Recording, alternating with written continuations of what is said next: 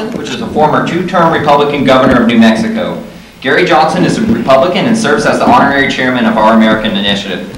He has been an outspoken advocate for efficient government, lower taxes, winning the war on drug abuse, protection of civil liberties, revitalization of the economy, and promoting entrepreneurship and privatization.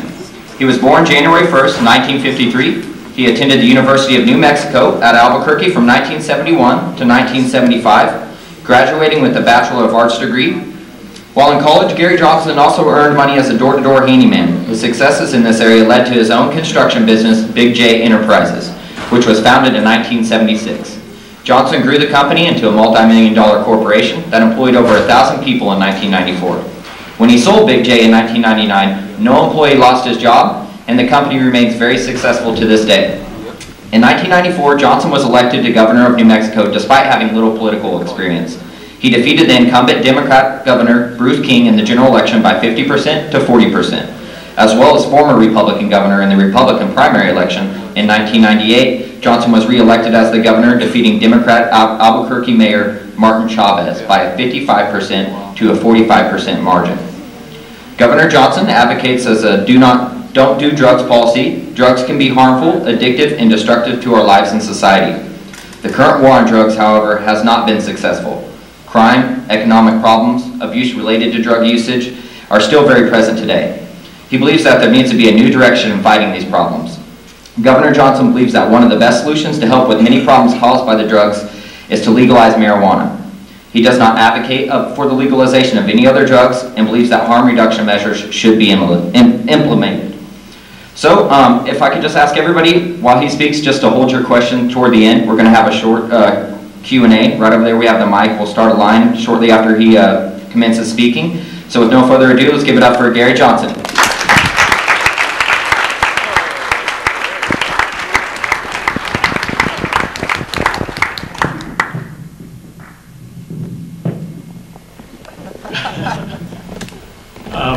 I am an entrepreneur, first and foremost. I started a one-man handyman business in Albuquerque in 1974, and in 1994 I actually had 1,000 employees, electrical, mechanical, plumbing, pipe fitting.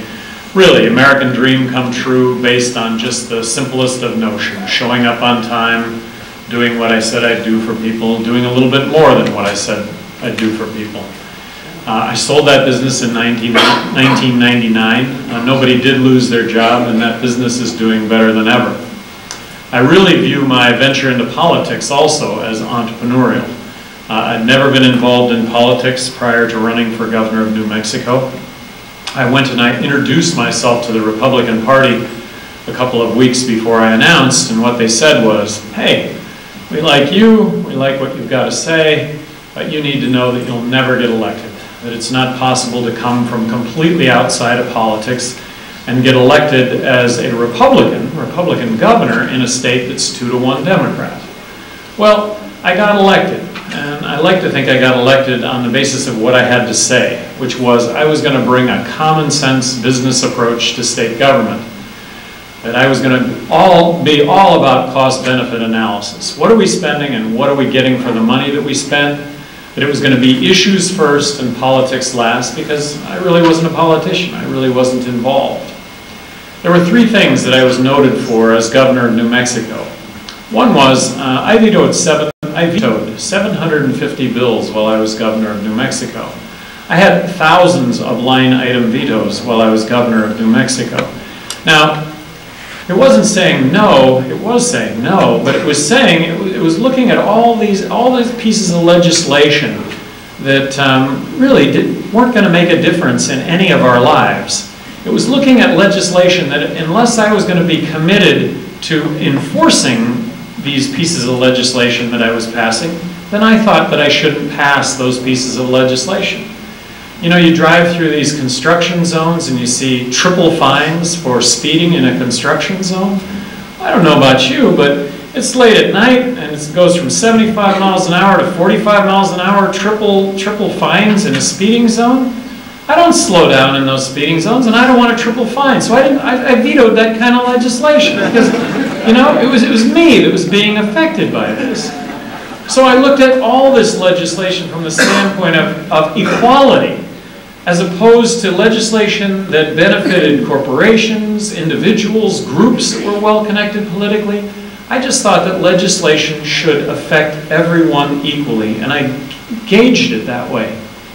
Now, I think that what was significant is that I did get elected, but I think more significant was the fact that I got re-elected in a state that was 2-to-1 Democrat by saying no to all these pieces of legislation and defending these pieces of legislation and talking about these pieces of legislation that really, do we want bigger government or do we want effective government? And I got re-elected. So I think what that spoke to was whether you were Democrat or Republican, you appreciated good stewardship of tax dollars.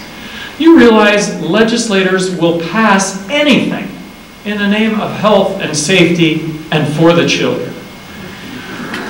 A guy in northern New Mexico, a kid in northern New Mexico, high schooler, hurts his head pole vaulting. Well, the next thing you know, I got a piece of legislation on my desk making it mandatory for pole vaulters to wear helmets. I pole vaulted in high school. I just thought that should be a choice that the pole vaulters make, and you know what? I wouldn't have worn a helmet pole vaulting. I vetoed that bill. One of my favorite bills that I vetoed was a Republican bill, but that for my signature would have been law in New Mexico, which was a dog and cat exercise bill. It was a bill that required pet stores to exercise their dogs and cats 2 hours a day, 3 times a week. I don't know about you, but this is really a good idea. It's really a good idea. It's where I would like to buy my pets, is in a pet store that says we exercise our dogs and cats 2 hours a day, 3 times a week. But I sign that legislation, and the next thing you know, I have to fund the dog and cat exercise police. I got known for my good stewardship of tax dollars. I'd like to think that from a fiscal conservative standpoint, I was the most fiscally conservative governor of all the governors in the country. Another thing that I got known for nationally is I really advocate on behalf of free markets. I really believe in free markets.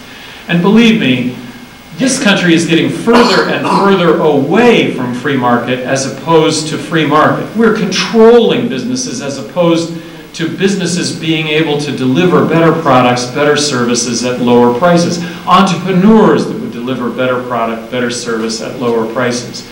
So I was a real advocate nationwide for school choice.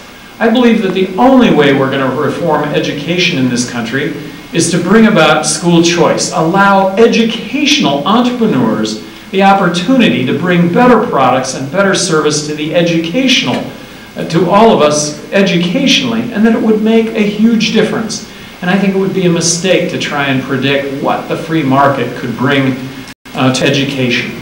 Education of the future might be a video game, that kids get engaged in a video game at the start of the morning. It's the most fun place they could possibly be. And to advance in that video game, they have to know mathematics, languages, geography, history. Who's to predict what the free market might do if unleashed to deliver a better product, a better service at a lower price? The other thing that I was known for as governor was I really wanted to take a hard look at the war on drugs. I'd just been re-elected as governor, and